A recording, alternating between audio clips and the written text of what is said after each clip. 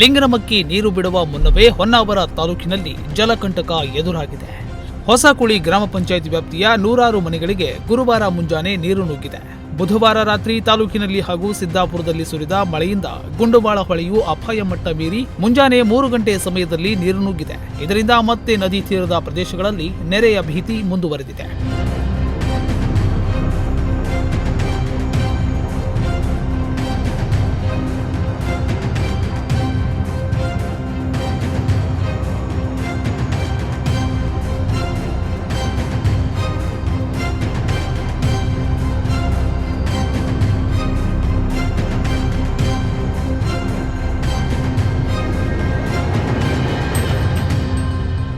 ಗುಂಡುಬಾಳ, ಬಾಸ್ಕೇರಿ ಹೊಳೆ ಭರ್ತಿಯಾಗಿ ಮೈದುಂಬಿ ಹರಿಯುತ್ತಿದ್ದು ನದಿ ತೀರದ ತಗ್ಗು ಪ್ರದೇಶದ ಮನೆಗಳಲ್ಲಿ ನೀರು ನುಗ್ಗುತ್ತಿದೆ.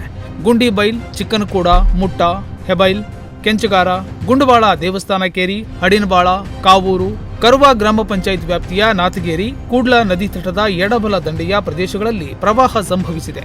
ಪರಿಣಾಮ ರಾತ್ರಿ ಇಡೀ ಜನರು ಆತಂಕದಲ್ಲಿ ಕಾಲ ಕಳೆಯುವಂತಾಗಿದೆ.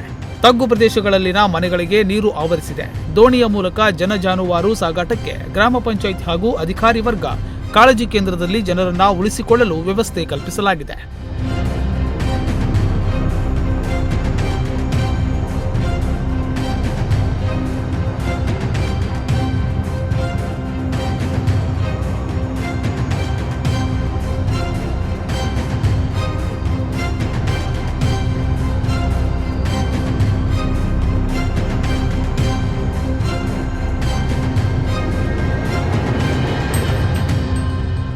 ಹೊಸಕುಳಿ ಸಮೀಪದ ವಿಶ್ವೇಶ್ವರ ಹೆಗಡೆ ಇವರ ಮನೆಯ ಮೇಲೆ ಬೃಹತ್ ಬಂಡೆ ಬಿದ್ದು ಮನೆ ಸಂಪೂರ್ಣ ಜಖಮ್ಮಾಗಿದೆ.